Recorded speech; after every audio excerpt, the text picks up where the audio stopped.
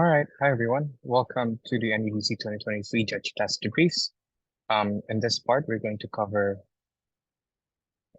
three important segments. The first one is insights, what basically we can infer and share based on your submissions. Second, we're going to cover the multiple choices questions, answers, and the explanations related to each question. And lastly, we're going to discuss a test debate, basically the CAP's views on the test debate. So right away on the insights part. So here are our main findings for the common mistakes that we think judges should avoid in the actual tournament. The first one, scoring range is not utilized well. Some even submitted the qualitative description of the score inside the actual score. What you're asked is to provide the score, not the qualitative description. So please be mindful on this. Second, some gave more credits to teams with seemingly better English, but not necessarily better contents. Again, debating is a battle of logic, not necessarily a battle of, like, say, English skills and your presentation of the. Third one, the average score for the written test part is 19 out of 35, which can be concerning, given that the answers to these questions are all available in the briefing slides and also in the manual in Padoman NUDC document. And four, some try to be sneaky by texting the CAP personally that they have submitted before the deadline. If this is the case, Google would have recorded your submission. So do not lie and make excuses, it's not cute. So our recommendations for judges moving forward is that number one, please reread the manual attached in the Padoman NUDC document. It is lengthy, but it is the best resource available for you to understand more about debating and judging in VP format, and it's a standard used internationally as well. Second recommendation is please prioritize crediting exclusive contents and explanations from teams. Do not immediately believe and credit what teams say because they have great style and all manner, because their contents might just be derivatives of their opening. And our last recommendation is do not just say that, hey, this argument is good and therefore they win. And again, use it as a reason for that team to win. So you need to elaborate why that argument is good, and especially why it's good compared to your other team's arguments.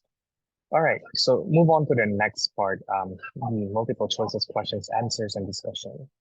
So the first question, assume that the motion is this house prefers a world where humans cannot experience physical pain, which of the following is reasonable? You have the options over there, but the correct answer is option A. Opposition teams must defend the status quo, i.e. where humans can experience pain. The explanation is simple. And this house prefers X motions, where the comparative is being identified. Opposition teams must defend the status quo or the state of the world today. Therefore, B and C are wrong, and because B and C are wrong, D and E also cannot be right. Second question, assuming that the motion is this house would nationalize all private education entities, which of the following is acceptable for the opposition teams to use to oppose the motion? Those are the options, and the correct answers are E, B, and C are correct. A is wrong because while it's not necessarily a government fiat, the argument still assumes that nationalization will not take place, therefore not having a debate at all, and that's why A is wrong. And because B and C are correct, the correct option is E. Third question, if a team brings clearly false facts, discrediting it is acceptable and isn't considered a stepping in. It's a true or false question where the answer is true. Explanation is simple, it's self-explanatory, you can read the manual. Question number 4, which of the following is false about being an ordinary intelligent voter? Those are the options, and the correct answer is C. They insinuate to speakers who make use of specific and or technical terms without taking the time to explain such in a way that an average person would understand. Explanation is also self-explanatory. You need to read the manual. Question number 5, which of the following is not the correct approach of resolving competing frameworks in a debate?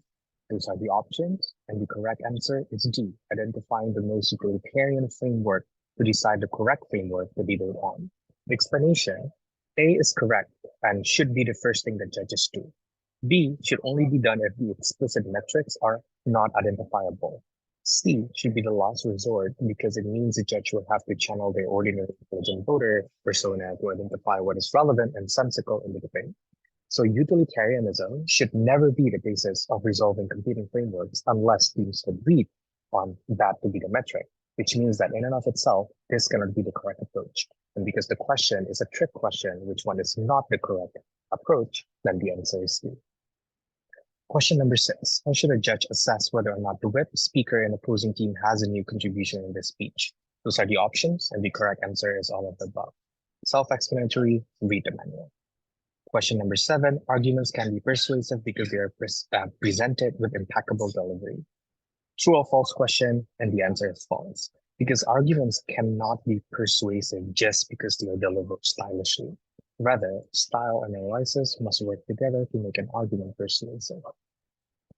Question number 8, a speaker that committed a severe equity violation is technically self-penalizing themselves in a way that it reduces the overall persuasiveness of their case or speech. True or false, and the answer is true. It is technically true, but an important note is that judge must be careful to assess if the violation is truly affecting the overall persuasiveness. But technically it's true, and principally it's also true. Question number 9. In a this House gets motion, government teams do not have the burden to explain an alternative or counterfactual or antithesis. True or false, and the answer is false. It's self-explanatory as well. Read the manual, because in this House regrets motion, government must and they do have the burden to explain an alternative or counterfactual or antithesis. Question number 10. What is the difference between this House believes that Indonesia should abolish this law and as Indonesia itself would abolish this law? Those are the options.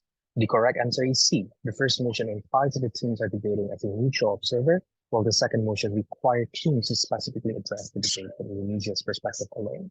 Explanation.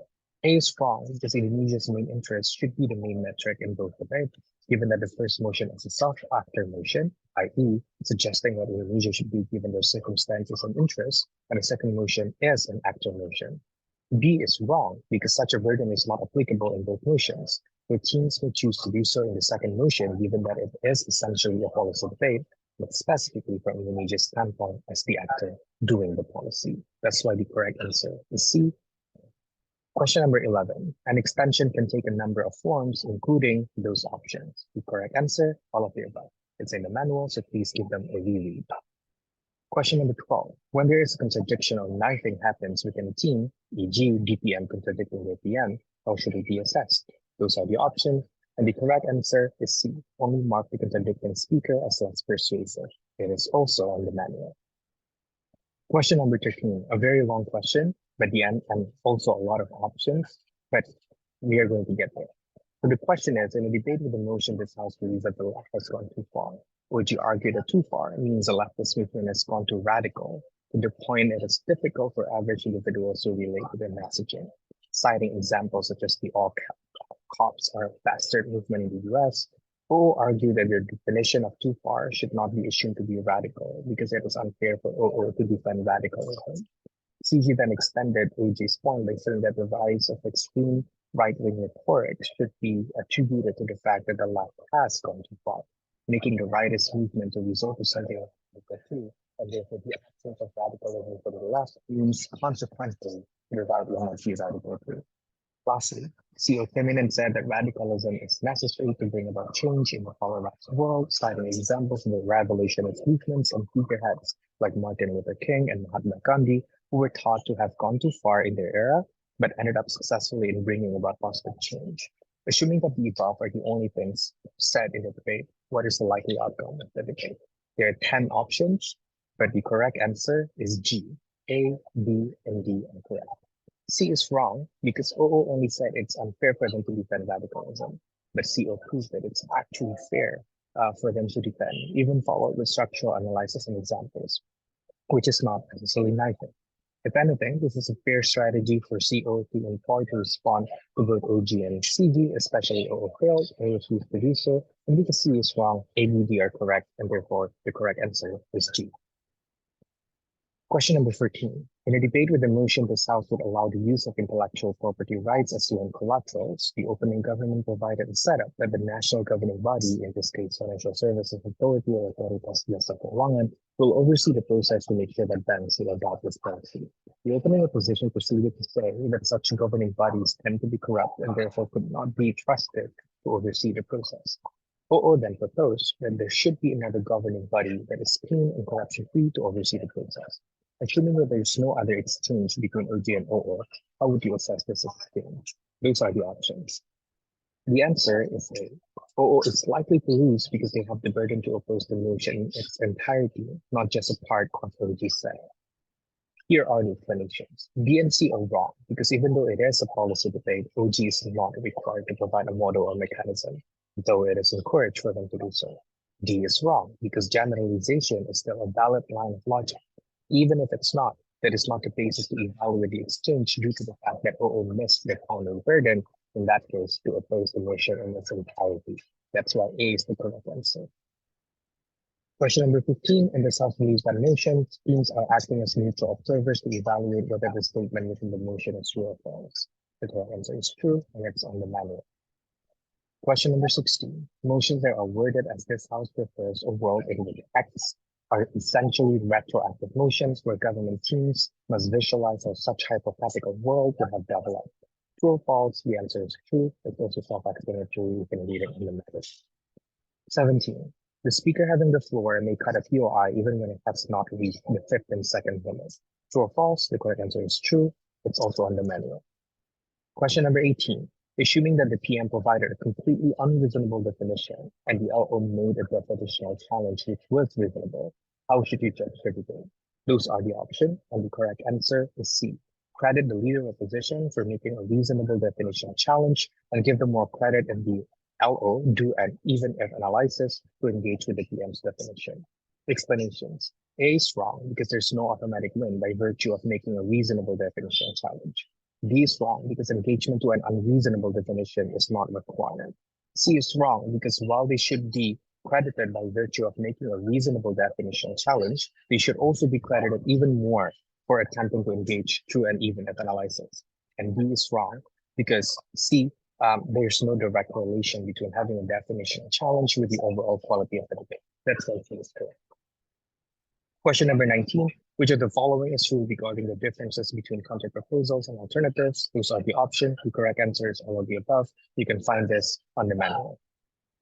20, if a speaker cuts off a POI which main point is not yet intelligible, it's just the same with the speaker not taking any POI at all. True or false? The correct answer is true. Explanation is on the manual.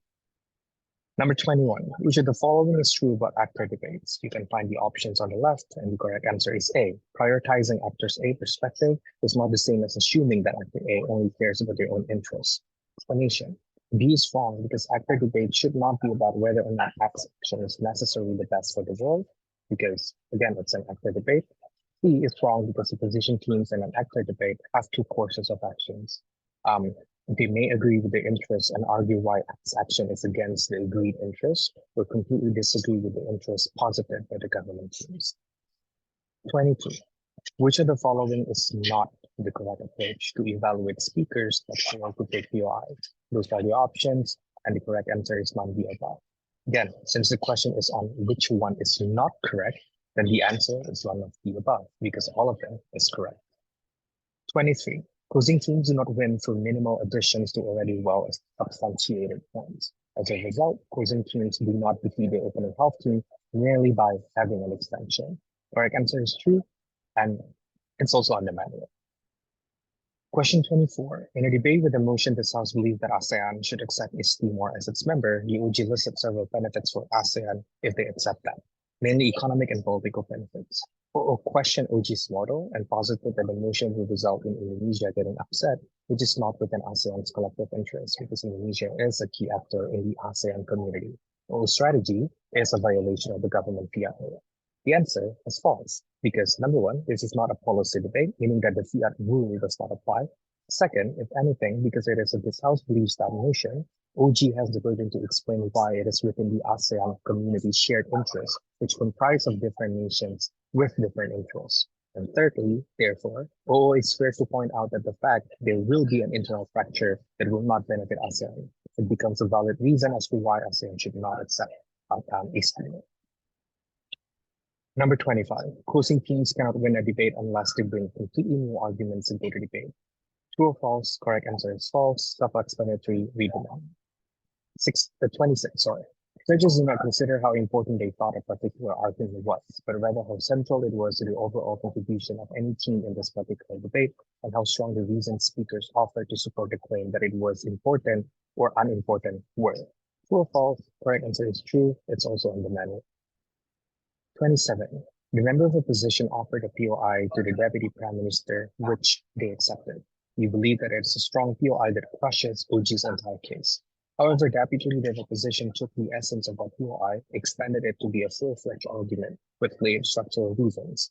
The member of opposition came to the debate saying that OO should not be credited as much because the original idea of the Deputy Leader of Opposition's speech came from their POI. We proceeded to posit the same arguments that Deputy Leader of Opposition provided. How should we evaluate the exchange between OG, OO, and CO? Those are the options. The answer is CO is likely to win over OG, but cannot win over OO. The explanation is simple. Debate is a game of strategy, and POI is one of the deployable tactics. This means that it's valid for OO to capitalize on CO's POI to OG and use it for their own advantage. Realistically speaking, a 15-second POI that is expanded to a full-fledged argument with structural reason should be more comprehensive and therefore attributable to opening opposition. The member of opposition may individually be credited for the POI, but if CO's case is eventually the same with OO's, then OO collectively performs better. Therefore, A and C are wrong. D is wrong, well, because it's realistic, though you are still free to evaluate, of course. 28. Under the motion, this House believes that new democracy should have laws restricting freedom of speech, which of the following is true but imposing a fair burden. Those are the options, and the correct answer is A. Government teams have the burden to explain why the laws restricting freedom of speech are crucial to new democracies we have. Explanations are the following. B is wrong because the situation in older democracies might no longer be relevant, since this is not necessarily a retroactive debate, hence any evaluation on older democracies will also not be relevant. C is wrong because government teams only need to prove why new democracies should have such laws, while discussion about the reactions of the implementation of such laws should have in the debate, making it as the only way for government teams to win will dilute the debate. D is wrong because opposition teams do not have to explain why other laws are important, because number one, they are not mutually exclusive. Number two, it does not emphasize the harm of implementing such laws, rendering this approach to be irrelevant in the debate. 29. Which of the following is true but persuasiveness? Those are the options. The correct answer is B. The rules of debating constrain legitimate ways to be persuasive. E.g., even if an opposition whip speech is very persuasive for introducing new arguments, but since the rule prohibits them from doing so, renders the content unpersuasive. Explanation. A is wrong because being logical alone is not enough, as it has to be relevant to the burdens associated with the motion. And C is wrong because in principle, style only helps the speaker's ability to convey their message, not necessarily the persuasion, let alone significantly. Question number 30. In a room where the panels outvoted the chair may still choose to deliver the OA. True or false? The correct answer is true. It's true on paper. The chair has the power to require one of the panelists to deliver the OA on their behalf, especially if they are outvoted by their panelists. Question number 31. Which of the following is false about assessing the extent to which an argument is true? Those are the options, and the correct answer is E. How novel or innovative the argument is. You can find this on the manual as well. Question number 32. Motions are awarded as this House believe that after X should do action Y have more or less similar features with motions awarded after X, this House would do action Y. The correct answer is true. You can find it on the manual as well. 33. Teams that win the most clashes in a round automatically win that round. True or false? False. It's not a game of quantitative, like how many arguments that a team win. So you need to read the manual. Question 34. In an actor debate, it's known that what an actor should do is different what the actor is likely to do. What does this statement mean? Those are the options, and the correct answer is C. That their past might help us understand their perspective, but it does not mean that they could not be persuaded to pursue a different course of action. Explanation. A is wrong because their actions are likely to align with their interests, at least at the given time or context. And B is wrong because it is possible for them to change the stance. That's why C is the correct option. The last question for the multiple choices question part. You are the chair adjudicating a room with the notion that supports initiatives to send humans into the deep space. OG said that the support will manifest in the forms of campaigning for it in social media, increasing taxes to help support the initiatives, and incorporating such promises in political campaigns. Which of the following is true regarding what OG posted? Those are the options. So the correct answer is all of the above, right? Because what OG said might be true. They have the burden to explain why those manifestations are likely, because this is not a policy debate, so they have to explain the likelihood. Second, again, because this House supports motion, not a this House with motion or a policy motion, they have no fiat. So they cannot just be credited in face value. They have to explain why those manifestations are the likely manifestations. Um, and C, OG does not have the burden to explain why the initiatives will be successful. It is enough for them to prove why the initiatives are beneficial and therefore to be supported. And because A, B, C are correct, that's why B is the correct answer, all of the above. All right, so the last part of this test debate, we are talking about the test debate. So the consensus ranking by the CAP, we give the first to opening opposition, second to closing opposition, third to opening government, and fourth to closing government, with the scoring as follows. Leader of opposition got an 80, deputy leader of opposition got a 78, bringing their total team score to 158. Second, closing opposition, member we gave 79 and opposition whip we gave 76, bringing the total to 155. So there are a 3-point margin between OO and OCCO. The third ranking team is the opening government, Prime Minister 78 and Deputy Prime Minister 72, bringing the total to 150. And the fourth ranking team is closing government with member of government 75 and government whip 72. So if you notice that the total score for each team that you can generate from like adding the score for each speaker in that team will result in the total team score. And therefore, the first ranking team has to have the highest score in the debate to justify them getting the first. So if you can, like in that case, calculate, you will notice that different ranks will have different scores depending on the rankings. So why do we give first to the opening opposition? First, let's see what opening opposition said in the debate. They have 4 important contributions. The first one is that most of the population living in urban areas are workers who cannot afford housing within those areas and they had to live outside of the cities. Second contribution, this means that putting a cap on the construction of high-rise residences will make housing even more inaccessible for these individuals. Third contribution, these individuals also already have their life set in these urban areas. They have their families, they have their jobs. So the best solution is to maximize the existing lands by building more high-rise residences instead of putting a cap, because eventually urban areas will still have people flocking into it. And putting a cap does not solve the overcrowding issue. And the last contribution from opening opposition is that private developers also know that there should be a market segmentation, which means that the prices will vary depending on people's capabilities. So let's compare OO versus OG and why OO wins. So OO successfully debunked OG's point about overcrowding because OG's alternative, development of rural areas, is also not guaranteed to solve overcrowding of urban areas. OO also proved that overcrowding will still be an issue regardless. That's why the solution should be maximizing existing land, something that OO talked about. The second reason that why we think OO wins over OG is that OO also proved that one, prices will not be as inaccessible as OG claimed because of market segmentation, which is not responded to by opening government. And two, it is unlikely for people to move to another area because their lives have been set in urban areas. Another thing that OG did not respond to. So that's why OO wins over OG. Now comparing OO versus CG and why OO wins, because CG barely responded to OO's point about market segmentation and people having their life set in urban areas, rendering the alternative unproven to be successful. That's why OO wins over CG. The last comparison, OO versus CO, and why OO wins, is because while CO added additional characterizations about why the cap will put the state at a disadvantage, i.e. lack of lands to build social housing, this has somewhat been addressed by OO about companies who still try to meet people's ability to afford housing, which makes CO's contribution relatively low impact. Because eventually OO beats the other two teams, OO has to rank first in the debate, and their total team score have to be the highest as well. For the second ranking team closing opposition, let's see their contributions. 3 important ones. First, if there is a cap of the construction of high-rise residences, then the government themselves will be affected because they will have limited capacity to build social housing that most people could afford. Second, the cap will also alter companies' mindset because they cannot gain as much profit as they usually could without the cap. They will have to resort to other forms of housing that are more expensive to meet that profit. This example is the construction of gated communities that are inherently inaccessible for most individuals. And the third contribution is that states should focus on sustainable development, even if people may move to smaller or less urban areas. These urban areas will continue to develop, which the cap will hamper. Now comparing CO versus OG, why CO wins.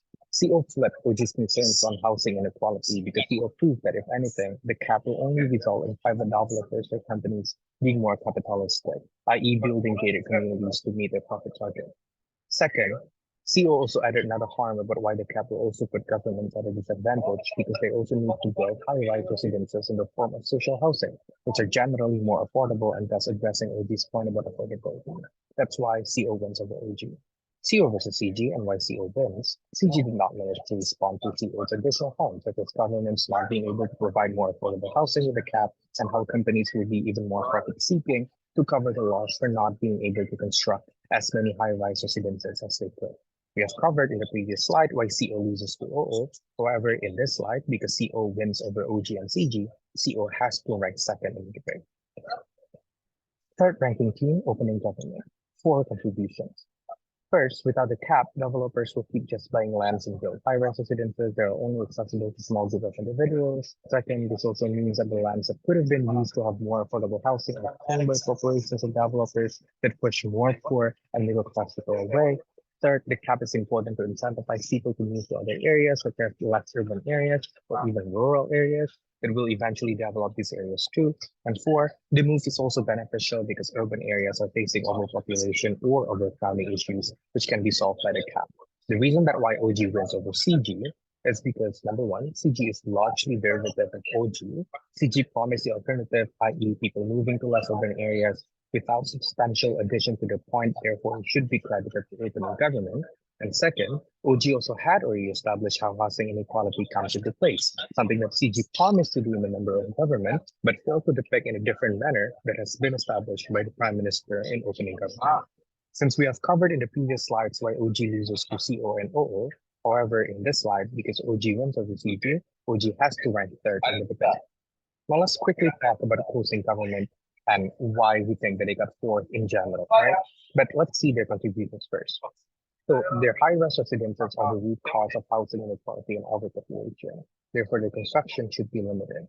The second contribution is that the focus on high-rise residences result in less urban areas not being developed, which could have helped in solving the inequality and overpopulation issues. And the third contribution, the more higher residences are constructed, the more issues will arise, such as environmental hazards and other bad living conditions. So we have covered the general reasons why CG loses to the other three teams in the debate, which is why CG has to rank fourth in the debate. But below are the notes from the CAP in regards to why CG generally loses the debate. Small typo there, it should be CG, not CO. So first one, CG generally did not have anything substantial to the debate, especially compared to their opening, because most of the contributions, if not all, are very similar to what OG already established: inequality, overpopulation, etc. CG was also not very strategic in responding to both of the opposing teams. OO had large materials regarding why moving to less urban areas is less preferable by most people as a response to OGs. While it is valid for CG to try to explain why it is important to make people realize the benefit of moving to less urban areas, the explanations are reminiscent of OGs and therefore not enough to counter OO's point that generally was used to counter OG successfully. And in comparing CG with CO, the member of opposition had additional explanations on why having the cap is harmful. However, the government whip was not very good at engaging with these concerns that eventually was highlighted in the opposition whip. And that's why then we believe closing government cannot get a rank higher than fourth. And that's why the results are as discussed. First to opening opposition, second to closing opposition, third to opening government, and fourth to closing government. So this is the part where we address questions from you, but because this is a pre-recorded section, we will distribute a form for you to ask questions regarding the judge task, and we are more than happy to share our thoughts on your questions. So that being said, thank you. That's a wrap. And that's the end of the session. We hope that this session has been very helpful for all of you. But again, remember that all of the techniques, all of the answers to the question, and how should you approach the judging part of that test debate, you can find all of them in the manual and also in the briefing slides. So we highly encourage everyone to revisit those documents and give them another read in order for you to be even more successful in the actual tournament. So that's it from us. Thank you very much, and I'll see you in the tournament.